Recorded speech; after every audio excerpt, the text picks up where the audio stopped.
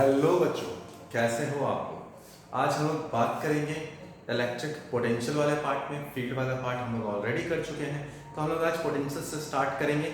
काफ़ी सारे क्वेश्चंस मैं लिख रहा हूँ पोटेंशियल के लिए, आप ध्यान से पढ़ें और पोटेंशियल एनर्जी से रिलेटेड मैक्सिमम सवाल या फिर जो ज़्यादातर पूछे जाने वाले सवाल हैं वो हम लोग यहाँ पे डिस्कस करेंगे। तो potential energy of the system को हम पहले बात करते हैं। तो सपोज ये तीन ट्रायंगल के पार्ट हैं, वर्टिसेस हैं, सभी का लेंथ एल एल एल ही दे रखा है।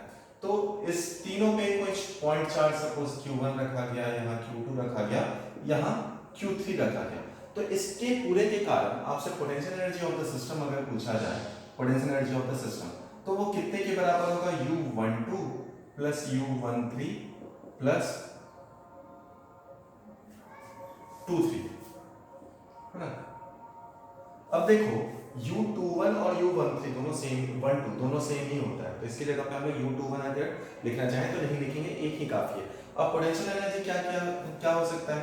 K की अगर सिर्फ मैग्नीट्यूड की अपन बात करें तो मैग्नीट्यूड के हिसाब से ये हो जाएगा क्या? K Q1 Q2 अपन R, तो K टाइम्स Q1 Q2 और ये है अपने पास Q2, तो इसको लिख देते हैं क्या? K times Q1 Q2 upon distance की जगह पे यहाँ पे L है, प्लस ये हो जाएगा K टाइम्स Q13 है 13 बाई L और Q23 हो जाएगा K times Q2 Q3 upon L। इसको फाइंड करने का एक और तरीका होता है, इसको फाइंड करने का एक और तरीका होता है। वो तरीका क्या है कि U of system is equal to N/2 into Q of या पोटेंशियल एनर्जी ऑफ 1। तो आप इस मेथड से भी ट्राई करेंगे तो आपका आंसर बिल्कुल एग्जैक्टली एक्यूरेट ही आएगा। सपोज यहाँ पर Q1 की जगह पे Q हो, यहाँ भी Q हो, यहाँ भी Q हो, तो आप आंसर रखेंगे और सब्स्टिट्यूट करके देखेंगे आ जाएगा। तो मैं थोड़ा उससे अच्छे से वाले क्वेश्चन कर लेता हूँ, ये वाले पे। ये सबसे अच्छा क्वेश्चन है, ये सबसे अच्छा क्वेश्चन है जो बहुत पूछा जाता है ना। बट इसे अगर आप इस मेथड से करेंगे तभी आप बना सकते हैं, नहीं तो बहुत कॉम्प्लिकेटेड हो जाएगा। आइए इसके लिए बात करें, तो इसके लिए हम लोग सपोज अब charge Q Q Q and Q ही रख देते हैं, तो हर जगह पे चार्ज Q ही है। U ऑफ द सिस्टम अगर निकाला जाए, U ऑफ द सिस्टम, तो वो कितना होगा? U12 plus U13 plus U14, ठीक है, 1 का हो गया। अब 2 का लिखना है U23 प्लस U24, 2 का हो गया, अब U34 लिखेंगे, ठीक है। सारे पोटेंशियल एनर्जी वाले टर्म्स आ चुके हैं, तो आप सभी को आप यहाँ पर रखना स्टार्ट करो तो कितना आ जाएगा? U12 की वैल्यू कहाँ है? ये 1 2, तो इसके लिए लिखेंगे तो हम लोग आ जाएगा ये K times Q1 Q2 upon L। दूसरा लिखेंगे U13, अब 13 के लिए जो डिस्टेंस है अपना, 13 के लिए जो डिस्टेंस है वो कितना है? 13 के लिए जो डिस्टेंस हम लोगों ने रखा है वो √2L के बराबर होगा, तो इसको आप लिखेंगे K times Q1 Q3 upon √2L, ठीक है।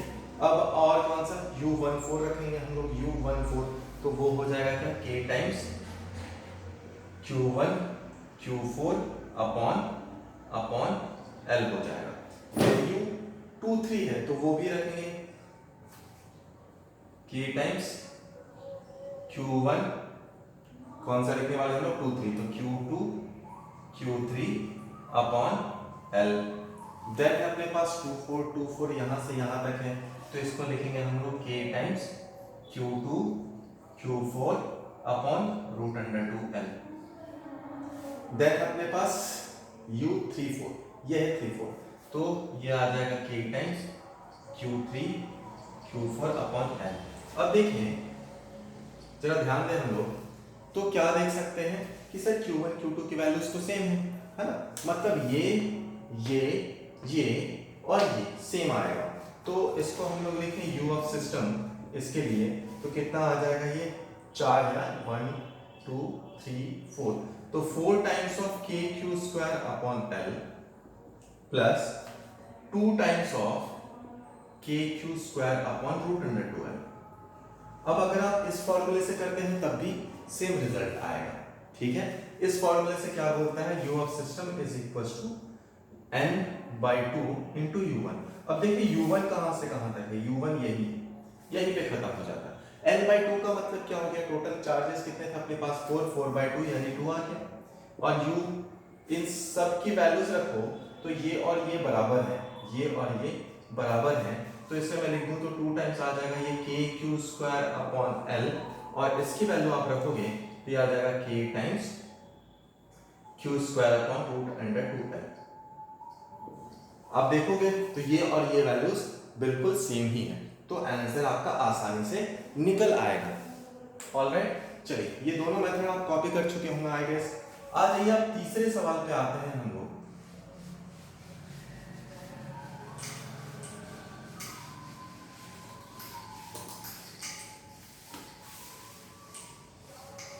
चलिए तीसरे सवाल पे आते हैं। अपने पास तीसरा सवाल क्या बोल रहा है देखिए जरा। तो तीसरा सवाल बोल रहा है बहुत सारे क्यूब है अपने पास, सभी पे इक्विवेलेंट चार्ज रखे, मतलब क्यू क्यू क्यू सभी जगह रखा हुआ, अंदर भी क्यू, यहाँ भी क्यू, यहाँ भी क्यू। इसका पोटेंशियल एनर्जी निकालना। तो अब देखो सबके लिए अगर आप लिखने जाए तो बहुत लंबा हो जाता है काम, तो आसान क्या है n/2 u1 कर देना। तो n/2 कितना है अपने पास 8 है ना, 8/2। u1 कितना है अपने पास u12 plus u13 plus u14 plus u15 plus u16 plus u17 plus u18। Alright, देखिए कितना आता है। अब इसको लिखना स्टार्ट करें हम लोग तो ये आ जाएगा 4। u12 कितना है अपने पास, ये है 1, ये है 2, तो ये आ गया के क्यू स्क्वायर अपॉन एल के बराबर। u13 देखिए कहाँ पे है, 3 है ये, तो √2 टाइम्स होगा, तो ये आ जाएगा के q square upon √2l। u14 कहाँ गया, तो ये भी l ही होगा, के q square upon l plus u5 ये है, तो यहाँ भी हम लोग लिख सकते हैं के क्यू स्क्वायर अपॉन एल। 166 कहाँ पे है, ये है, तो √2 टाइम्स होगा, के q square upon √2 times of L. 16 हो गया। अब 17 देखो, 7 वाला टर्म कहाँ पे है, यहाँ पर है, अपोजिट पॉइंट्स है, तो ये √3 टाइम्स है, तो इसको लिखेंगे तो क्या लिखेंगे, के q square upon √3 times of L plus last लिखेंगे तो ये कितना है, के क्यू स्क्वायर अपॉन √2l। अब आप सिंप्लीफाई करेंगे इसे, आंसर आ जाएगा अपने पास कितना हो जाएगा, 1 2 3, 3 एक जैसे हैं तो 3 को अलग लिखेंगे, और कौन से 1 2 3, ये 3 एक जैसे हैं और एक ये रहेगा, तो 3 times k q square upon l plus 3 times k q square upon √2l plus 1 times of k q square upon √3l, तो ये पूरा इसका सम रहेगा। अब आइए इस पे एक और टाइप का सवाल जो पूछा जाता है, तो सवाल को देखते हैं। तो इस पे एक और सवाल पूछा जाता है कि अगर suppose Q Q Q charge है, इसको इलोंगेट किया जाए सो दैट ये ट्रायंगल का साइड बन जाए 2l, ये ट्रायंगल का साइड बन जाए 2l, l से 2l पे चला जाए, तो कितना वर्क डन करना होगा।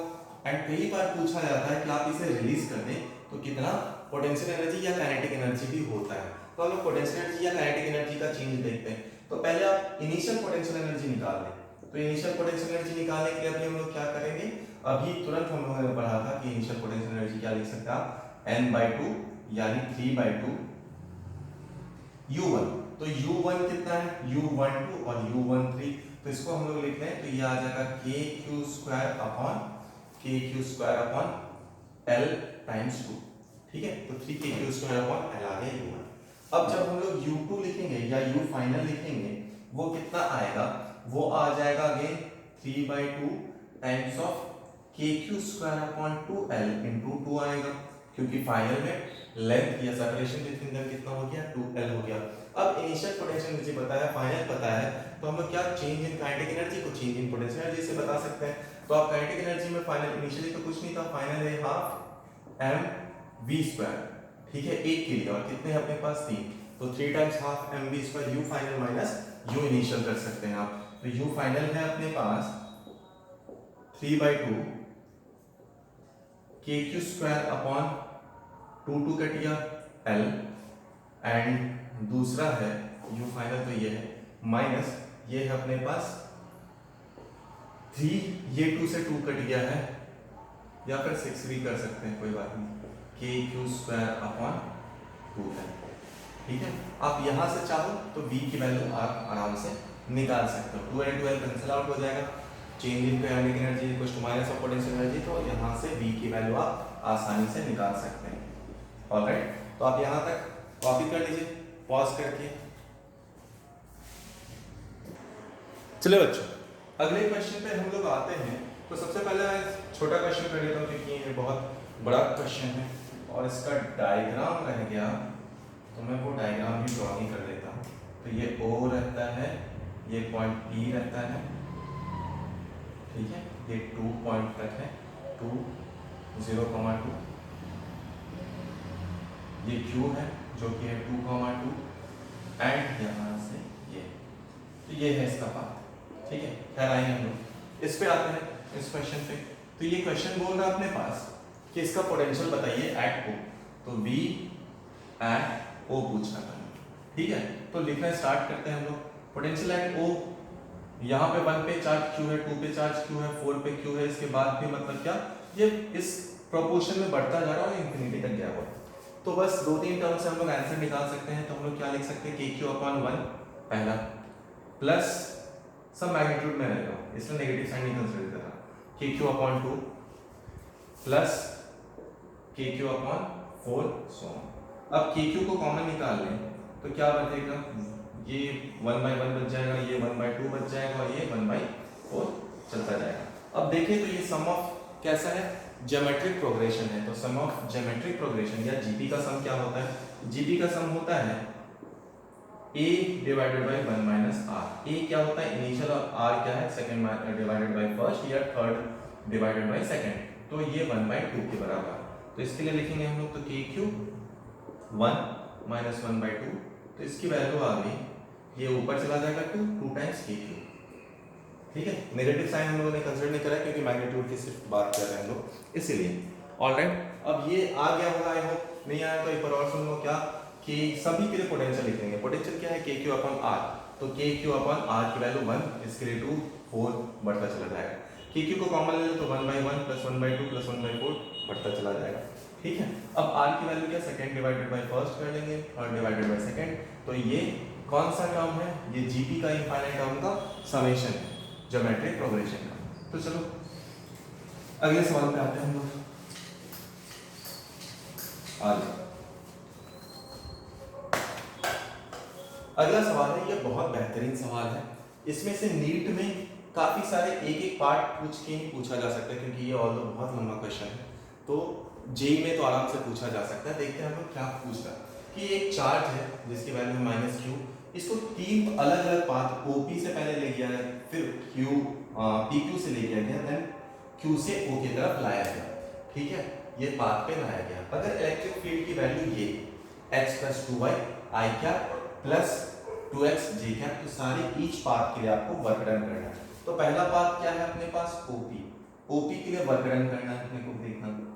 ठीक है, तो work done is equal to हम लोग कैसे लिख सकते हैं, ठीक है, सोचे कैसे लिख सकते हैं। Work done is equal to क्या होता है, अपने को पता है work done is equal to हो जाता है क्या, क्या याद है, work done is equal to Q into delta V।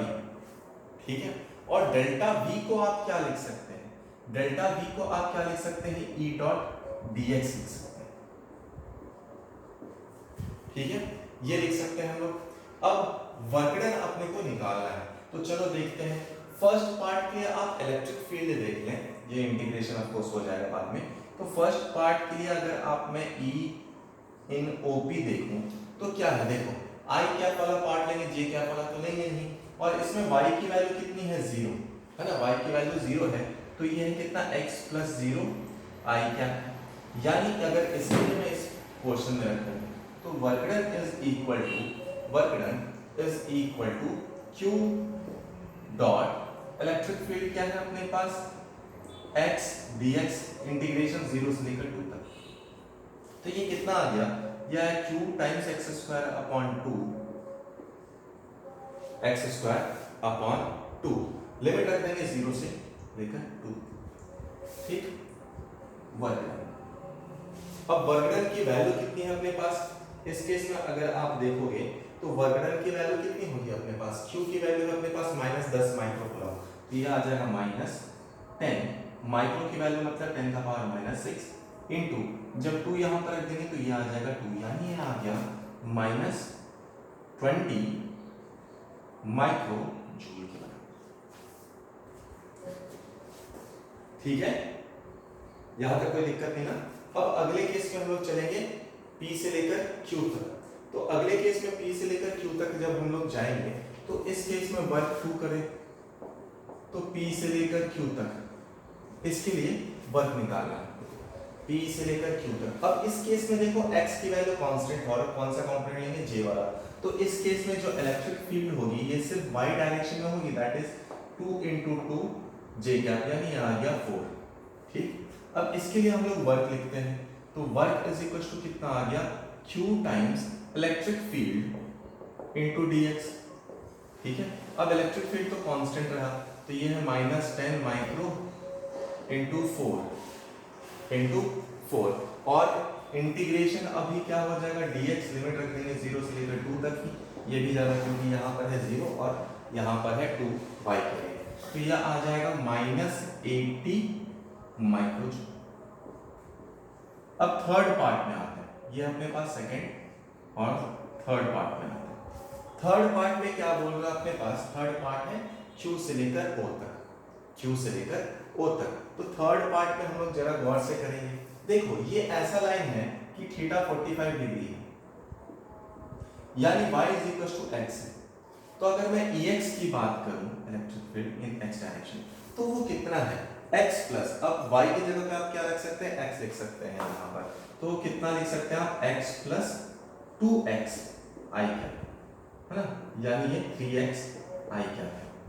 Ey की जगह पे मैं क्या लिख सकता हूँ? अब देखो यहाँ पर x है तो हम लोग इंटीग्रेशन नहीं कर सकते हैं, बट क्या कर सकते हैं हम लोग? y की जगह पे x रख सकते हैं, तो इसको रख देंगे तो ये कितना आ जाएगा? 2 टाइम्स y j कैप। अब सभी को आप अलग अलग लिखेंगे और आंसर आपका बिल्कुल अच्छे से आ जाएगा।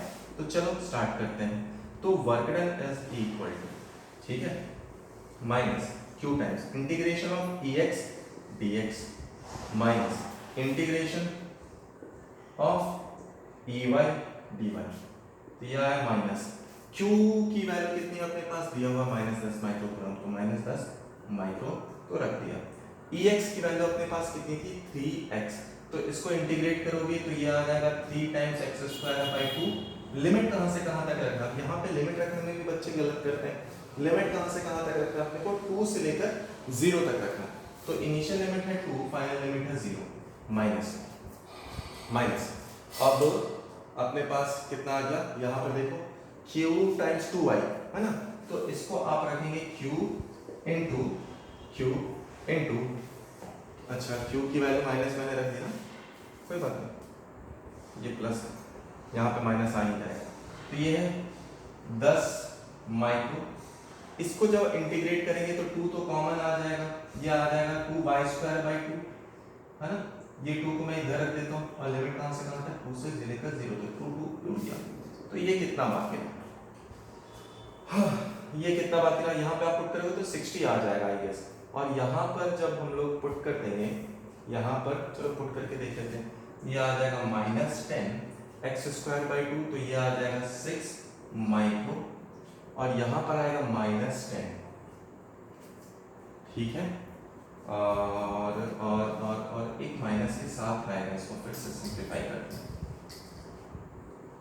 यह आ जाएगा -10 माइक्रो, यहाँ पे 30 कर देते हैं, वैल्यू रखेंगे तो 2 2 2 0 -2 आ जाएगा, ऑलराइट, हाँ, -10 माइक्रो।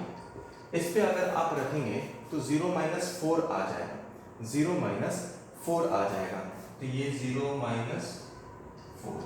अब आप सिंप्लीफाई करो तो देखो ये आ रहा 60 माइक्रो और ये आ रहा 40 माइक्रो, तो सम अगर आप करें तो ये आएगा -100 माइक्रो जूल, ठीक है, कौन सा? थर्ड पार्ट में, जब आप Q से लेकर O तक आओगे, ठीक है, माइनस माइनस प्लस भी हो जाएगा ना, ये माइनस इसके साथ जाकर प्लस आ जाएगा, तो ये आ जाएगा प्लस, यहाँ से माइनस लिखा प्लस और ये भी माइनस से प्लस आ जाएगा।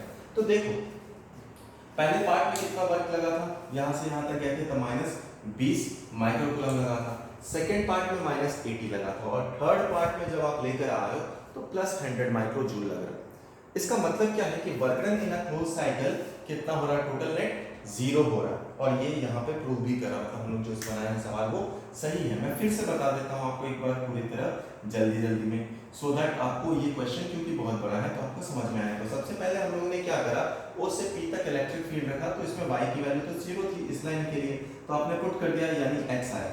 तो इसके लिए आपने वर्क डन कहाँ से लाते हैं, q इंटू डेल्टा वी, और डेल्टा वी को हम लोग E डॉट dx लिख सकते हैं। तो इंटीग्रेट कर दिया, इंटीग्रेट कर दिया तो x dx की वैल्यू कितनी है, x स्क्वायर बाई 2, लिमिट कहाँ से कहाँ 0 से लेकर 2 तक, तो आपने इसको सिंप्लीफाई करा, माइनस 20 माइक्रोजूल आया। जब आप p से q तक ले जा रहे हैं तो यहाँ पे 2 की वैल्यू, इसका लिमिट यहाँ पर ये है 2,0, तो x की वैल्यू अपने को पता है, तो x की वैल्यू आपको इसमें पुट कर दोगे तो ये आ जाएगा 4, यानी ay की वैल्यू आ जाएगी कांस्टेंट 4। जब आप इंटीग्रेट करोगे तो ये dy होगा, ये यहाँ पर dy होगा, dy होगा तो जिसकी वैल्यू y आ जाएगी, और y की वैल्यू आप रखोगे तो वो 2 आ जाएगा, ठीक है। तो यहाँ तक माइनस 80। थर्ड वाले में आप क्या करो, q से लेकर o तक आ रहा है, q से लेकर o तक आ रहा है, तो इस केस में y is equal to x है, y is equal to x है।